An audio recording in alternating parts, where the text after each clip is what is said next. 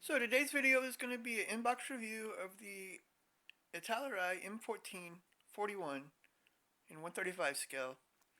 The M1441 was an improved version of the M1340, the last number indicating the year it was built. It was a medium tank from Italy with a 47mm cannon. They had problems like they would catch fire when they got hit. They found that out in North Africa.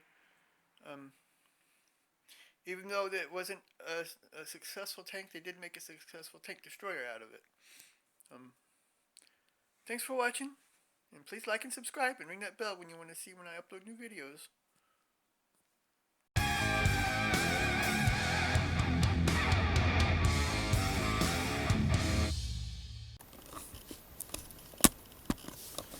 So for this Carro Armato M1441, you can already see on the front it has decals for 4 versions, plus it has Infantry. Carro Armato is a armored carriage, pretty much. Take a look at the kit here. Has the normal looking Italeri instructions. We have here the decals. Usually Italeri decals are pretty good. I've never had a problem with them. They're usually pretty thin and they don't, and since I've been using the microsol and microset, then they end up looking really good. Of course it doesn't work on every model, unfortunately. Now we see here, it has 2 trees for the tank, and 3 trees for the tank. Here's one, A, B, C, and it has a rubber track. There's also an extra tree for the infantry. Like normal on tanks, you start with the hull and the suspension. Then here we go.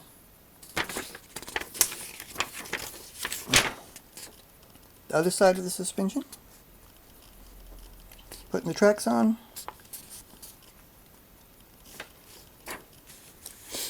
We've got hull details. Extra road wheels. Pioneer tools. Storage boxes. Here's the exhaust.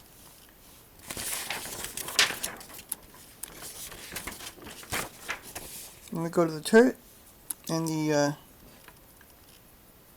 the crew. More hull details and turret details.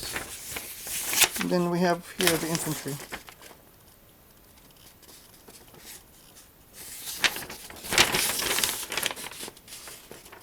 The old type paint instructions that aren't colored. Yep, the version A.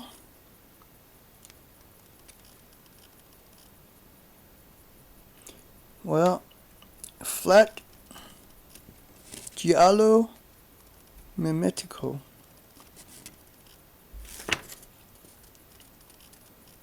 All 4 versions are this color. I'm not really sure. It's a beige color, like sand, a dark sand. It looks really close to the. Take a look at the box art. Compare the box art with this color from Revell, and this color dries lighter than it looks. I think it would work pretty good for this tank, maybe. But I actually think I have Italian sand, which I'll probably use for it. And this is Revell 86, or Revell 89, or Italian sand. Here's the track. I've never been too impressed with this Italeri track.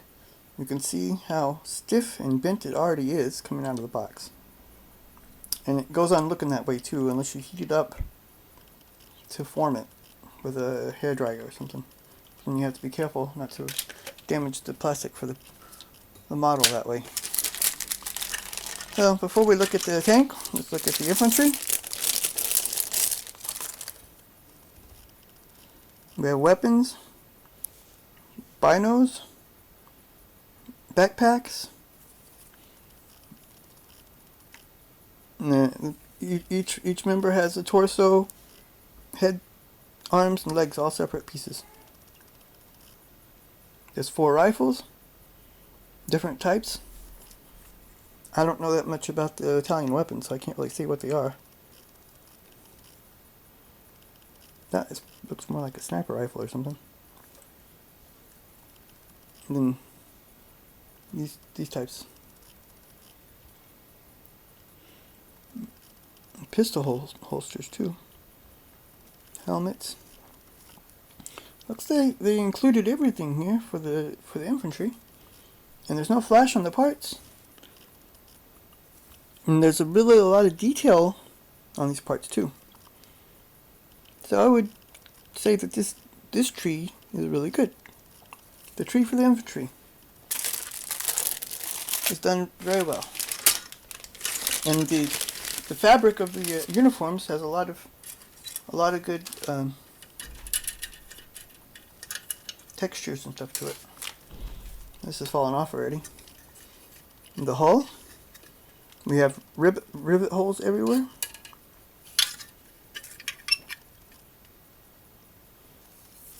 And a lot of good detail here underneath. No holes like on those Tamiya kits for the motorization. None of it's broke. I've already got models in the mail where these were broken off. And that sucks because when you get broken off, it's hard to get them back on and to be strong enough to hold the track when the track is tight, like on some. That's not usually a problem with the Italeri vehicles, unfortunately. You see there's a lot of good detail here on the hull as well.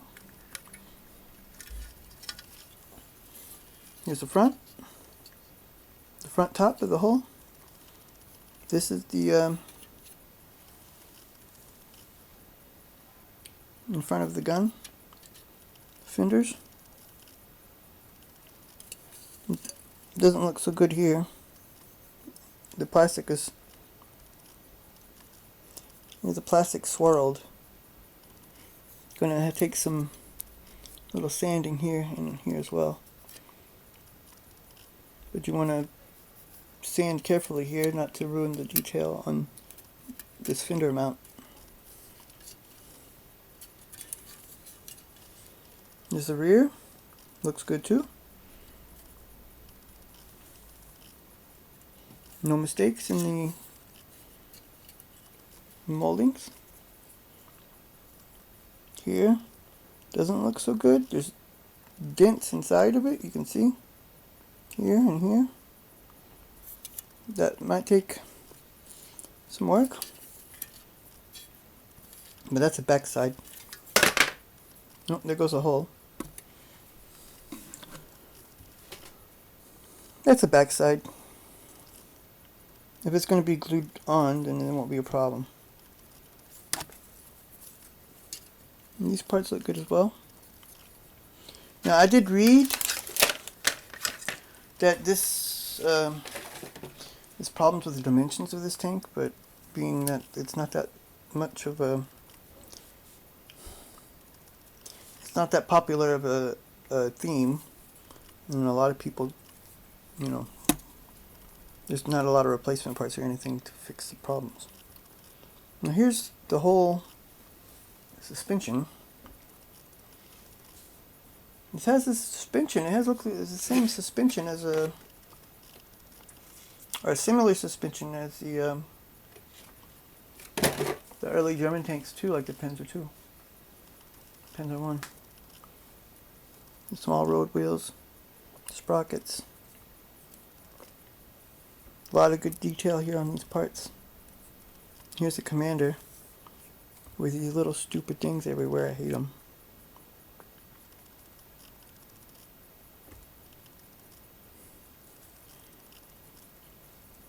Takes a lot of cleanup. You have to cut them all off and clean them all up.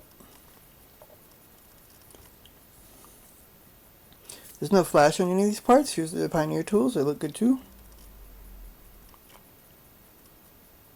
There could be a problem getting them off without breaking them. Same, these are sometimes 2. But I find instead of using the big cutters, figuring out clippers work better to get here in between. Some good detail here. Not a lot of problems, or not any problems that I can see. And last, we'll look at the turret.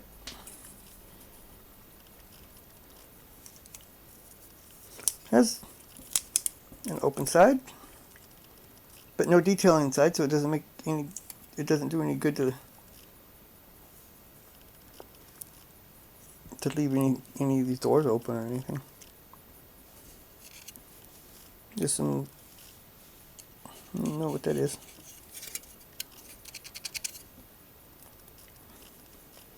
It's a little marring or something, but it shouldn't be a problem.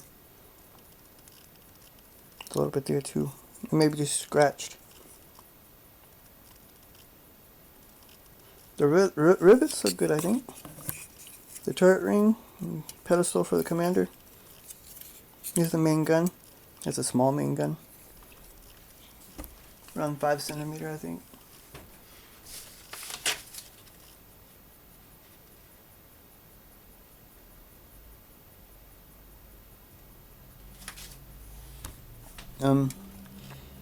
Machine guns. An antenna. Maybe too thick though, really. Parts look good here too. Rivets are good.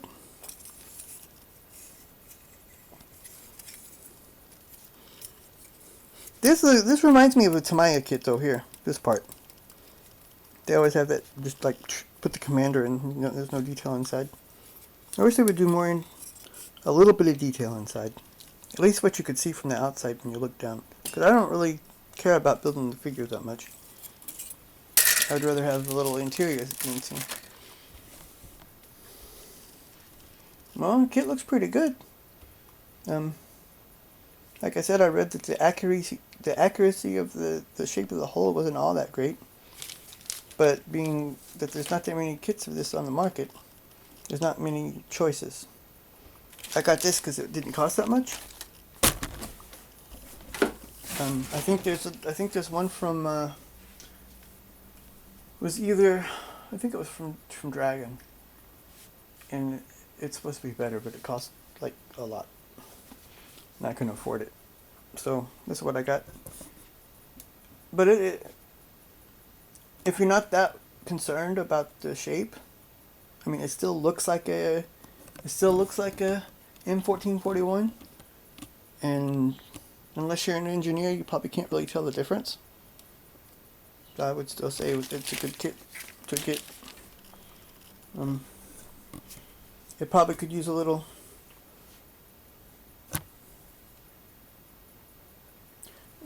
detail in the interior. If you want to leave the hatch open, that may be possible. There may be aftermarket parts for that. Well, that's all I have for this video, and thanks for watching. Please like and subscribe. Next time.